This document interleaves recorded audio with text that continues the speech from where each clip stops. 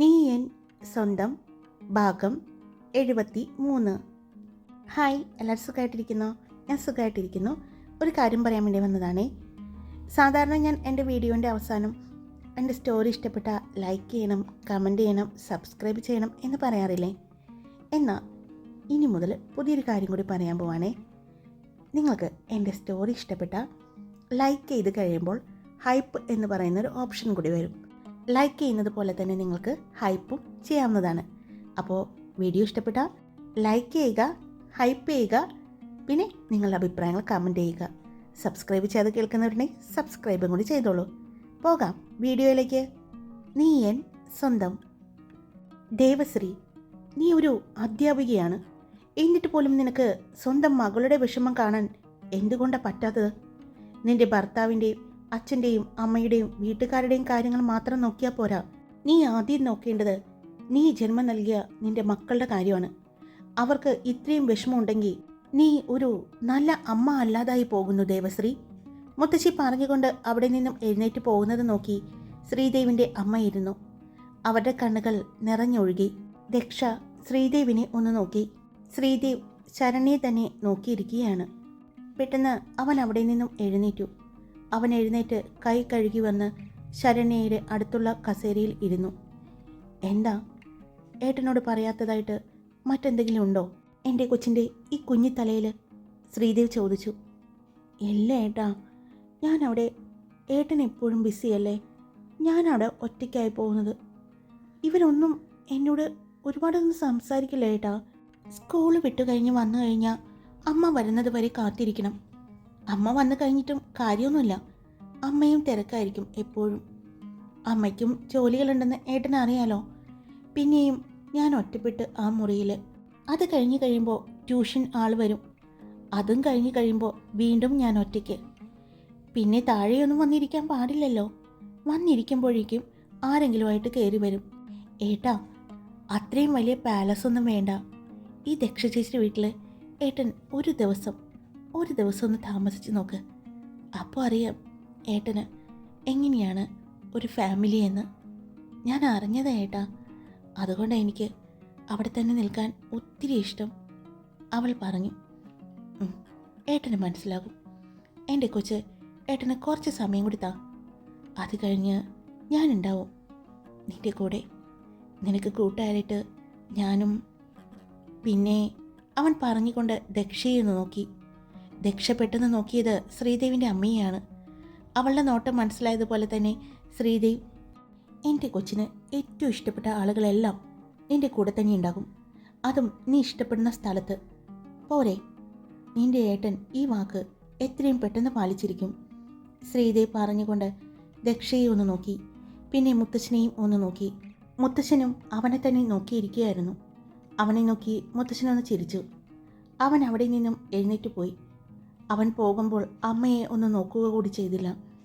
അവൻ പോയതും അവൻ്റെ പുറകെ തന്നെ മുത്തശ്ശനും ബാക്കിയുള്ളവർ ഓരോരുത്തരായി എഴുന്നേറ്റു. അവിടെ നിന്നും ഓരോരുത്തരായി എഴുന്നേറ്റ് പോകുമ്പോഴും ശ്രീദേവിൻ്റെ അമ്മ അങ്ങനെ തന്നെയായിരുന്നു. ദക്ഷ അവരെ ഒന്ന് നോക്കി. അമ്മയ്ക്ക് ആരോടും പറയാത്ത എന്തൊക്കെയോ പ്രശ്നങ്ങൾ ഉള്ളതുപോലെ അവൾക്ക് തോന്നി. അവൾ വന്ന് ശ്രീദേവിൻ്റെ അമ്മയുടെ അടുത്ത് വന്ന് ഇരുന്നു. അമ്മേ, അവൾ പതിയെ വിളിച്ചു. അവർ കണ്ണുകൾ നിറഞ്ഞൊഴുകിക്കൊണ്ട് തന്നെ അവളെ നോക്കി. അവളെ കണ്ടതും പെട്ടെന്ന് കണ്ണുകൾ തുടച്ചു. അമ്മയ്ക്ക് എന്തെങ്കിലും വിഷമമുണ്ടെങ്കിൽ അമ്മയുടെ മകനോട് പറയാൻ പാടില്ലേ? അമ്മയുടെ മകന് അമ്മയുടെ പ്രശ്നങ്ങൾ പരിഹരിക്കാൻ പറ്റില്ല എന്ന് അമ്മയ്ക്ക് തോന്നുന്നുണ്ടോ? ദക്ഷ ചോദിച്ചതും ശ്രീദേവിൻ്റെ അമ്മ കണ്ണുകൾ വിടർത്തി അവളെ നോക്കി. പിന്നെ അവർ ഒന്ന് ചെറുതായി പുഞ്ചിരിച്ചു. എനിക്ക് എൻ്റെ മകനെ നന്നായിട്ട് അറിയാവുന്നത് കൊണ്ട് തന്നെയാണ് ഞാനൊന്നും പറയാത്തത്. കാരണം ഇപ്പോൾ ഇവിടെ സഹോദരിയെ ചേർത്ത് പിടിച്ച് സംസാരിച്ച ശ്രീദേവ് അല്ല. അവന് മറ്റൊരു മുഖമുണ്ട്.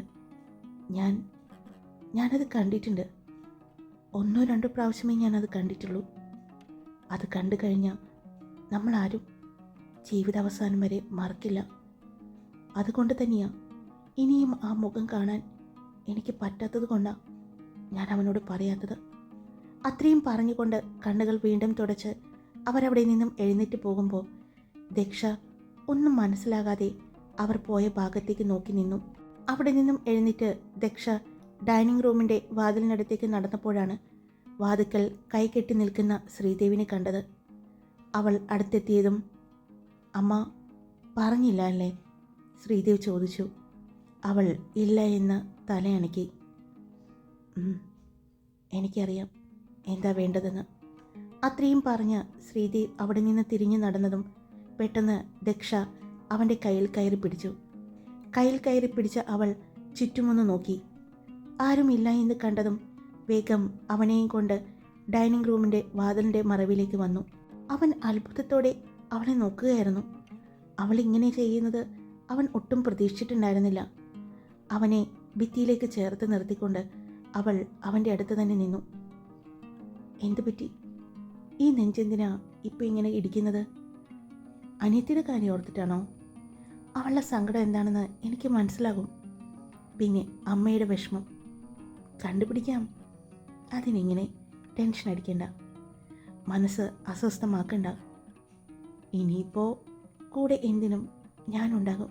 അവളുടെ വലത് കൈ അവൻ്റെ ഇടത് കവിളിൽ വെച്ചുകൊണ്ടാണ് പറയുന്നത്. ശ്രീദേവ് കണ്ണുകൾ മെഴിച്ച് അവളെ നോക്കി. എങ്ങനെ മനസ്സിലായി എൻ്റെ മനസ്സ് അസ്വസ്ഥമാണെന്ന്? ശ്രീദേവ് ചോദിച്ചു. ഇഷ്ടം പറഞ്ഞു തുടങ്ങിയിട്ട് അധികം ദിവസമൊന്നും ആയില്ലെങ്കിലും ഈ മനസ്സ് എനിക്കറിയാം. എനിക്കിപ്പോൾ അറിയാൻ പറ്റുന്നുണ്ട്. ശരിയാണോ തെറ്റാണോ എന്ന് പറയേണ്ടത് സാറാണ്. അവൾ പറഞ്ഞതും അവൻ അവളുടെ ഇടുപ്പിലൂടെ കൈയിട്ട് അവളെ ചേർത്ത് നിർത്തിക്കൊണ്ട് പറഞ്ഞു. സത്യമാണ്, എൻ്റെ മനസ്സിപ്പോൾ അസ്വസ്ഥമാണ്. അത് എൻ്റെ അമ്മയെക്കുറിച്ച് ഓർത്ത് മാത്രമാണ്. എന്തൊക്കെയോ നീ പറഞ്ഞതുപോലെ ആ മനസ്സിൽ എന്നോട് പറയാൻ പറ്റാതെ കിടന്ന് വിങ്ങുന്നുണ്ട്. എന്നെ പേടിച്ച് തന്നെയാണ്. എൻ്റെ ചില നേരത്തുള്ള സ്വഭാവത്തെ പേടിച്ചുകൊണ്ട് തന്നെയാണ്. എനിക്കറിയാം, മകനെന്ന നിലയിലും സഹോദരൻ എന്ന നിലയിലും തോറ്റു പോവുകയാണോ ഞാൻ? അവൻ ചോദിച്ചതും അവൾ അവൻ്റെ അടുത്തേക്ക് കുറച്ചുകൂടി ചേർന്ന് നിന്നു. അങ്ങനെ ആരും തോറ്റു പോകുന്നൊന്നുമില്ല. പിന്നെ മനുഷ്യൻ്റെ മനസ്സാണ്, അതെന്താണെന്ന് വായിക്കാൻ എല്ലാവർക്കും പറ്റിയെന്ന് വരില്ല. അതുകൊണ്ട് ആരുടെ മനസ്സിൽ എന്താണെന്ന് നമുക്ക് ഒരിക്കലും കണ്ടുപിടിക്കാൻ പറ്റില്ല. അത് നമ്മുടെ പരാജയമാണെന്ന് കരുതരുത്, അത് അവരുടെ വിജയമാണെന്നും കരുതരുത്. നമ്മുടെ മനസ്സിൽ എന്തെങ്കിലും ഉണ്ടെങ്കിൽ നമ്മൾ പോലും അറിയാതെ അത് പുറത്തേക്ക് വരും. അതുവരെ കാത്തിരിക്കുക എന്നുള്ളതാണ് നമ്മൾ ചെയ്യേണ്ടത്. അമ്മയുടെ മനസ്സിൽ അങ്ങനെ എന്തെങ്കിലും ഒരു വിഷമമുണ്ടെങ്കിൽ അമ്മ തന്നെ അറിയാതെ അത് പറയും.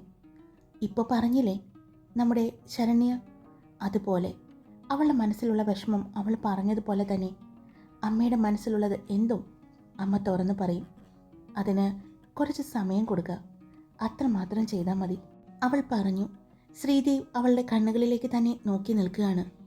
എത്ര നന്നായിട്ടാണ് തൻ്റെ മനസ്സിൽ അങ്ങനെ ഒരു വിഷമമുണ്ടെന്ന് അവൾക്ക് തോന്നിയത്. അതിന് എത്ര പെട്ടെന്നാണ് അവൾ ഒരു സൊല്യൂഷനും പറഞ്ഞു തന്നത്. അവൻ ഓർത്തു, അപ്പോൾ എൻ്റെ ദൈവ് ഇതുപോലെ വിഷമിച്ച് നടക്കരുത്. ഹീറോയാണ്, അത് സിനിമയിൽ മാത്രമല്ല ജീവിതത്തിലും. ഒരിക്കലും ഹീറോ ഇങ്ങനെ സങ്കടപ്പെടില്ല. എല്ലാ പ്രശ്നങ്ങളും പരിഹരിക്കാൻ ഹീറോയ്ക്ക് സാധിക്കുമെന്നാണ് എനിക്ക് തോന്നുന്നത്, അവൾ പറഞ്ഞു. കണ്ണുകൾ രണ്ടും ചിമ്മിക്കാണിച്ചു. ശ്രീദേവ് അവളുടെ ഓരോ പ്രവൃത്തിയും കണ്ണുകളുടെ ചലനവും എല്ലാം നോക്കി നിൽക്കുകയാണ്. എനിക്കറിയാം, ഇത്രയും നാളും എൻ്റെ മനസ്സിലുള്ള കാര്യങ്ങൾ എൻ്റെ കൂട്ടുകാരോട് എനിക്ക് പറയണമായിരുന്നു. പറഞ്ഞു കഴിഞ്ഞാൽ അവരെൻ്റെ കൂടെ നിൽക്കും, എന്തിനും ഏതിനും. പക്ഷേ ഇതാദ്യമായിട്ടാണ് എൻ്റെ മനസ്സിലുള്ള കാര്യം പറയാതെ തന്നെ ഒരാൾ അറിയുന്നത്, അതിനുള്ള പരിഹാരവും കണ്ടെത്തി തരുന്നത്. ശ്രീദേവ് പറഞ്ഞുകൊണ്ട് അവൻ്റെ ഇടത് കൈ അവളുടെ കവിളിൽ വെച്ചു. Daksha, you are great. ഇതുപോലെ എൻ്റെ കൂടെ നീ ഉണ്ടെങ്കിൽ നീ പറഞ്ഞതുപോലെ ഹീറോ തോൽക്കില്ല, അവൻ പറഞ്ഞുകൊണ്ട് അവളുടെ നെറ്റിയിൽ ഒന്ന് ചുംബിച്ചു. അവൾ കണ്ണുകളടച്ച് ആ ചുംബനം സ്വീകരിച്ചു. ഇവിടെ ഉണ്ടായതാണല്ലോ, ഇനി പുറത്തേക്ക് പോയോ? ഇനി മുകളിലേക്ക് കയറിപ്പോയിട്ടുണ്ടാവോ? ശരണ്യയുടെ ശബ്ദമാണ് കേൾക്കുന്നത്. എവിടെന്ന്? നിന്റെ ഏട്ടനല്ലേ? ആ ദക്ഷക്കുച്ച് എവിടെയുണ്ടെന്ന് നോക്കൂ, അവിടെ അവനുണ്ടാകും. അത് റോയിയാണ് പറയുന്നത് എന്ന് അവൻ്റെ ശബ്ദത്തിലൂടെ തന്നെ മനസ്സിലായി. പെട്ടെന്ന് തന്നെ ദക്ഷ ശ്രീദേവിൽ നിന്നും അകന്നു മാറി. അവൾ വേഗം വാഷ് ഏരിയയുടെ അടുത്തേക്ക് നടന്നു. അവൾ പോകുന്നത് നോക്കി ഒന്ന് പുഞ്ചിരിച്ചുകൊണ്ട് ശ്രീദേവ് ഡോറിനടുത്ത് നിന്ന് പുറത്തേക്ക് ഇറങ്ങുമ്പോഴാണ് അവിടേക്ക് ശരണ്യയും റോയുമെല്ലാം വരുന്നത് കാണുന്നത്. നീ ഇതെവിടെയായിരുന്നു? റോയ് ചോദിച്ചു. അവൻ ചോദ്യത്തിനോടൊപ്പം ശ്രീദേവിൻ്റെ പുറകിലേക്ക് നോക്കുന്നുണ്ട്. നീ എന്താ ഇങ്ങനെ നോക്കുന്നത്? ശ്രീദേവ് ചോദിച്ചു. അല്ല, അതെ, ഇവരുടെ കൂട്ടത്തിൽ ഒരാൾ മിസ്സിംഗ് ആണേ. അത് നിന്റെ കൂടെ ഉണ്ടാകാനാണ് സാധ്യത. എവിടെയാള്? റോയ് ചോദിച്ചു. അതിന് ശ്രീദേവ് ഒന്ന് പുഞ്ചിരിച്ചു. ഏട്ടാ, ദേ മുത്തശ്ശൻ വിളിക്കുന്നുണ്ട് ഏട്ടനെ. അവർ മൂന്നാർ പോവാണെന്ന് പറഞ്ഞില്ലേ? വേഗം വന്ന് പറഞ്ഞു വിട ഏട്ടാ. അതിനെപ്പറ്റി എന്തോ ചോദിക്കാനാണ്. ശരണ്യ പറഞ്ഞതും ഞാൻ ദാ വരുന്നു എന്ന് പറഞ്ഞുകൊണ്ട് അവൻ നടന്നു. പിന്നെ ഏട്ടാ, ഏട്ടൻ്റെ അവിടെയുള്ള ആ റിസോർട്ടിനെ പറ്റി പറയല്ലേ. പിന്നെ അവിടെ ചെന്ന് അതിനെക്കുറിച്ച് അറിയാനായിരിക്കും നോക്കുന്നത്. അതുകൊണ്ട് അത് ഏട്ടൻ്റെ ആണെന്നൊന്നും പറയണ്ട. വേണമെങ്കിൽ ആ റിസോർട്ടിൽ ബുക്ക് ചെയ്യണ്ട, നമുക്ക് വേറെ ഏതെങ്കിലും റിസോർട്ടിൽ ബുക്ക് ചെയ്ത് കൊടുക്കാം, ശരണ്യ പറഞ്ഞു. എന്നാ പിന്നെ മൂന്നാറുള്ള നിന്റെ വീട്ടിലേക്ക് അവരെ പറഞ്ഞു വിട്, ശങ്കർ പറഞ്ഞു. ഇത് എന്തൊരു കോന്തനാണാവോ. ഏട്ടാ മനുഷ്യ, ഇനി ഏട്ടനെ മൂന്നാറ് റിസോർട്ടും ഇനി ഇപ്പോൾ ഒരു വീടും ഉണ്ടെന്നൊക്കെ അവരറിഞ്ഞ പിന്നെ അതിൻ്റെ പുറകെ അന്വേഷണമായിട്ട് നടക്കില്ലേ? അതുകൊണ്ടല്ലേ അവരെ നമ്മുടെ റിസോർട്ടിൽ താമസിപ്പിക്കേണ്ട എന്ന് പറഞ്ഞത്, ശരണ്യ പറഞ്ഞു. ഓ, ഞാൻ ഓർത്തില്ല പെങ്ങളെ, ക്ഷമിക്ക് എന്ന് പറഞ്ഞ് ശ്രീദേവിൻ്റെ പുറകെ തന്നെ അവർ നടക്കുന്നുണ്ട്. അവർ ഹാളിലേക്ക് ചെന്നപ്പോഴേ കണ്ടു എല്ലാവരും അവിടെയുണ്ട്. ശ്രീദേവിൻ്റെ അച്ഛൻ്റെ ഫാമിലി എല്ലാവരും അവിടെ കൂടിയിട്ടുണ്ട്. കൂടെ മുത്തശ്ശനും ഉണ്ട്. ശ്രീദേവ് മുത്തശ്ശൻ്റെ അടുത്തിരിക്കുന്ന അച്ഛനെ ഒന്ന് നോക്കി. അദ്ദേഹം അവനെ ഒന്ന് നോക്കിയിട്ട് മുഖം മാറ്റിക്കളഞ്ഞു. അത് കണ്ടതും ശ്രീദേവിൻ്റെ ചുണ്ടിൽ ഒരു പുച്ഛ ചിരിയായിരുന്നു. മോനെ ശ്രീദേവ്, ഇവർക്ക് മൂന്നാർ പോകണമെന്നാണ് പറയുന്നത്. അതിനുവേണ്ട കാര്യങ്ങളെല്ലാം ഒന്ന് അറേഞ്ച് ചെയ്ത് കൊടുക്ക്, മുത്തശ്ശൻ പറഞ്ഞു. ഞാൻ അറേഞ്ച് ചെയ്യാം മുത്തശ്ശ. ഇന്ന് തന്നെ പോകുന്നുണ്ടോ? ശ്രീദേവ് ചോദിച്ചു. പോകാമെന്ന് കരുതുന്നു. ഇവിടെ വിഷു വരുമല്ലേ, വിഷുവിന് മുന്നേ എത്തണം. അപ്പോൾ ഇന്ന് പോവുകയാണെങ്കിൽ ഒരു 3-4 ദിവസം ഞങ്ങൾക്ക് അവിടെ നിൽക്കാമല്ലോ. അവിടെ ഒരുപാട് സ്ഥലങ്ങൾ കാണാനുണ്ടെന്ന് ഫ്രണ്ട്സ് പറഞ്ഞറിയാം, നയനയാണ് പറഞ്ഞത്. ഒരുപാട് സ്ഥലങ്ങളുണ്ട് കാണാൻ. നിങ്ങൾ എപ്പോഴാണ് പോകാൻ ഉദ്ദേശിക്കുന്നത്? ശ്രീദേവ് ചോദിച്ചു. പറ്റുമെങ്കിൽ ഇപ്പോൾ തന്നെ, ഞങ്ങളെല്ലാം റെഡിയാണ്. വന്ന ബാഗെല്ലാം ഓൾറെഡി പാക്ക് ചെയ്തിരിക്കുന്നുണ്ടല്ലോ. അപ്പോൾ അതെടുത്തുകൊണ്ട് പോയാൽ മതിയല്ലോ എന്ന് കരുതുന്നു. ഒരു 3-4 ദിവസത്തെ ട്രിപ്പ്, അതാണ് ഞങ്ങൾ ഉദ്ദേശിക്കുന്നത്. എല്ലാവരും കൂടി ആവുമ്പോൾ അതൊരു രസമായിരിക്കും എന്ന് തോന്നുന്നു. അത് പറഞ്ഞത് കനികയാണ്. ആയിക്കോട്ടെ റോയ്, ട്രാവൽസിൽ വിളിച്ച് ഇവർക്ക് പോകാനുള്ള വണ്ടി അറേഞ്ച് ചെയ്യും. കൂടെ അവർക്കവിടെ താമസിക്കാനുള്ള സൗകര്യങ്ങളും എല്ലാം റെഡിയാക്കി കൊടുത്തേക്ക് എന്ന് പറഞ്ഞുകൊണ്ട് ശ്രീദേവ് അവിടെ നിന്നും മുകളിലേക്ക് കയറിപ്പോയി. എന്നാ ഇപ്പോൾ തന്നെ വിളിച്ചു പറയാം, നിങ്ങളെല്ലാം റെഡിയായിരുന്നോ എന്ന് പറഞ്ഞുകൊണ്ട് അവൻ്റെ പുറകെ തന്നെ റോയും ബാക്കിയുള്ളവരും കൂടി പോയി. മുകളിലെ നിലയിൽ ചെന്ന് നിന്ന് ശ്രീദേവ് താഴേക്ക് നോക്കി. ഡൈനിങ് റൂമിൻ്റെ ഭാഗത്ത് നിന്ന് ഹാളിലേക്ക് വരുന്ന അമ്മയെയും മുത്തശ്ശിയെയും കണ്ടതും, അമ്മേ, അമ്മ പോകുന്നുണ്ടോ മൂന്നാർ? ശ്രീദേവ് ചോദിച്ചു. ശ്രീദേവിൻ്റെ അമ്മ അച്ഛനെ നോക്കുന്നത് കണ്ടതും, അമ്മയോടെ ചോദിച്ചത്, അമ്മ പോകുന്നുണ്ടോ? അമ്പലത്തിലെ ഉത്സവമൊക്കെ തുടങ്ങാൻ പോവല്ലേ, അതിൻ്റെ ഒപ്പം തന്നെ വിഷുവും. ഇവിടെ കുറച്ച് പരിപാടികളുണ്ട് അമ്പലത്തിലാണെങ്കിലും. എല്ലാം കൊണ്ട് മുത്തശ്ശിക്ക് മാത്രം പറ്റില്ല. പിന്നെ ഇവർക്കൊന്നും അതിനെപ്പറ്റി അറിയില്ലല്ലോ. അതുകൊണ്ട് ഇപ്രാവശ്യം അമ്മ ഇവിടെ നിന്നാൽ നന്നായിരിക്കുമെന്ന് തോന്നുന്നു. പിന്നെ അമ്മയും കുറേ നാളായില്ലേ അമ്പലത്തിലെ ഉത്സവത്തിന് പങ്കെടുത്തിട്ട്. അതുകൊണ്ട് കൊടിയേറുമ്പോൾ മുതൽ അമ്മയ്ക്കും അതിൽ പങ്കെടുക്കാൻ പറ്റും. ശ്രീദേവ് പറഞ്ഞതും ഞാൻ പോകുന്നില്ല. അപ്പോൾ തന്നെ ശ്രീദേവിൻ്റെ അമ്മയുടെ മറുപടി പറഞ്ഞു. അച്ഛൻ പോകുന്നുണ്ടോ? ശ്രീദേവ് ചോദിച്ചു. ശ്രീദേവിൻ്റെ അച്ഛൻ അമ്മയെ ഒന്ന് നോക്കി. ഇല്ല, ഞാനും പോകുന്നില്ലെന്നാ ശ്രീദേവിൻ്റെ അച്ഛൻ പറഞ്ഞു. പിന്നെ ദാദയെയും ദാദിയെയും നോക്കണം. നല്ല തണുപ്പാണ് അവിടെ, ശ്രദ്ധിച്ചോളണം. എന്തൊക്കെയാണ് വേണ്ടതെന്ന് വെച്ചാൽ അതെല്ലാം വാങ്ങിയിട്ട് വേണം പോകാൻ, ശ്രീദേവ് പറഞ്ഞുകൊണ്ട് അവൻ അവിടെ നിന്നും നടന്നുപോയി. അവനെ നോക്കിക്കൊണ്ട് ദാദയും ദാദിയും നോക്കിയത് ശ്രീദേവിൻ്റെ അച്ഛനെയായിരുന്നു. അദ്ദേഹം ഒന്നും മിണ്ടാതെ അവിടെ നിന്നും എഴുന്നേറ്റ് റൂമിലേക്ക് പോകുന്നത് കണ്ടതും ബാക്കി എല്ലാവരും അവരുടെ ഡ്രസ്സെല്ലാം പാക്ക് ചെയ്യാനായി പോയി. അല്പസമയം കഴിഞ്ഞതും ശ്രീദേവ് താഴേക്ക് വന്നു. അവൻ്റെ കൂടെ തന്നെ റോയും ശങ്കറും എല്ലാം ഉണ്ട്. അല്ല, ഈ പെൺകൊച്ചുങ്ങളൊക്കെ എവിടെ പോയിരിക്കുക? ഒരെണ്ണത്തിനെ കാണുന്നില്ലല്ലോ ഇവിടെ. അവിടെയെല്ലാം ചുറ്റും നോക്കിക്കൊണ്ടാണ് വിശ്വം പറയുന്നത്. അത് ആ മാവും ചോട്ടിലോ ചാമ്പ മരത്തിൻ്റെ അടിയിലോ എവിടെയെങ്കിലൊക്കെ കാണും. എല്ലാം കൂടി ഇറങ്ങിക്കഴിഞ്ഞാൽ ഈ പറമ്പിൽ ഒറ്റ ഫ്രൂട്ട്സും ഉണ്ടാവില്ല, നോക്കിക്കോ, ശങ്കർ പറഞ്ഞു. അത് കേട്ട് ശ്രീദേവ് ഒന്ന് ചിരിച്ചു. അപ്പോഴേക്കും മുറ്റത്ത് ഒരു വണ്ടി വന്ന് നിന്നു. ആ വന്നല്ലോ, എല്ലാ മാരണങ്ങളെയും കെട്ടിയെടുക്കാനായിട്ട്, റോയ് പറഞ്ഞുകൊണ്ട് പുറത്തേക്ക് നടന്നു. അവൻ്റെ പുറകെ തന്നെ ബാക്കിയുള്ളവരും നടന്നു. ഒരു ക്യാമ്പർ വാനായിരുന്നു അവർക്ക് വേണ്ടി അവിടെ വന്നത്. ആ വന്നു. അപ്പോഴേക്കും എല്ലാവരും പുറത്തേക്ക് വന്നു. എന്നാൽ പിന്നെ ഇനി സമയം വൈകിക്കണ്ട, ഇവിടെ നിന്നും 5 മണിക്കൂർ യാത്രയുണ്ട്. പിന്നെ കേരളത്തിൻ്റെ റോഡായതുകൊണ്ട് പറയണ്ടല്ലോ, കുറച്ചുകൂടി സമയം കൂടുതലെടുക്കുമായിരിക്കും.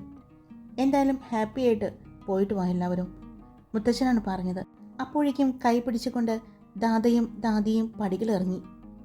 ഇവർക്ക് ഈ പ്രായമായ സമയത്ത് എവിടെയെങ്കിലും അടങ്ങിയൊതുങ്ങിയിരിക്കാൻ പാടില്ലേ?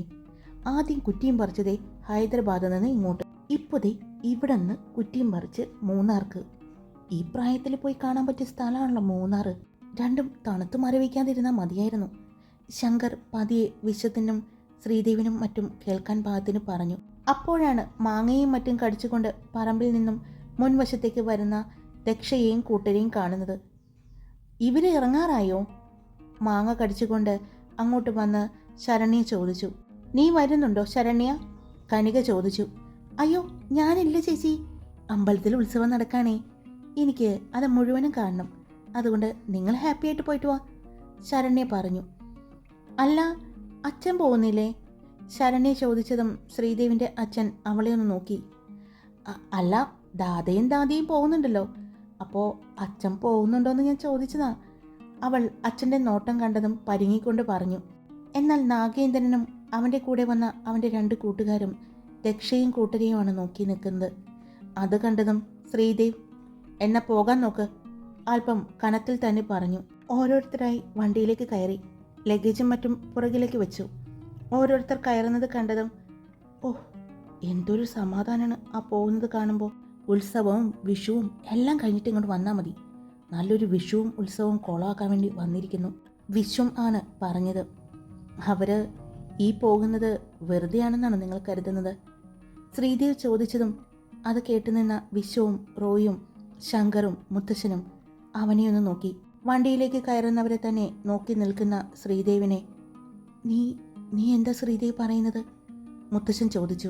ഈ കേരളത്തിൽ എനിക്ക് എത്രമാത്രം സ്ഥലങ്ങളും സ്വത്തുക്കളും ഉണ്ട് എന്നുള്ള കണക്കെടുപ്പിന് വന്നതാണ്. അതിൻ്റെ തുടക്കം മൂന്നാറിൽ നിന്നാണ്. കാരണം ഈ അടുത്ത് ഞാൻ അവിടെ ഒരു പ്ലാന്റേഷൻ വാങ്ങിയിട്ടുണ്ട്. അതിന് ചെറിയ ഇഷ്യൂസ് ഉണ്ടായിരുന്നു. അത് വാങ്ങാൻ എൻ്റെ ഒപ്പം മത്സരിച്ച് മറ്റൊരാൾ കൂടിയുണ്ടായിരുന്നു. ശ്രീദേവ് പറഞ്ഞതും ആര്? റോയ് ചോദിച്ചു. സഞ്ജീവ് പ്രഭാകർ. അവൻ ആ പേര് പറഞ്ഞതും വിശ്വവും റോയും ശങ്കറും പരസ്പരം നോക്കി. കൂടെ അവരുടെ അടുത്ത് നിന്ന ശരണ്യയും. ഈ പേര് ഞാൻ കേട്ടിട്ടുണ്ടല്ലോ, ശരണ്യ പറഞ്ഞു. ഹായ്, എല്ലാവരും സുഖമായിട്ടിരിക്കുന്നോ? ഞാൻ സുഖമായിട്ടിരിക്കുന്നു. അപ്പോൾ സ്റ്റോറി ഇട്ടിട്ടുണ്ടേ, ഞാൻ പറഞ്ഞതുപോലെ ലൈക്ക് ചെയ്യുക, അതിൻ്റെ ഒപ്പം തന്നെ ഹൈപ്പ് ചെയ്യുക, കമൻറ്റ് ചെയ്യുക. സബ്സ്ക്രൈബ് ചെയ്യാതെ കേൾക്കുന്നവരുണ്ടെങ്കിൽ സബ്സ്ക്രൈബ് ചെയ്ത് സപ്പോർട്ട് ചെയ്യുക. Love you all. It's me Karthika.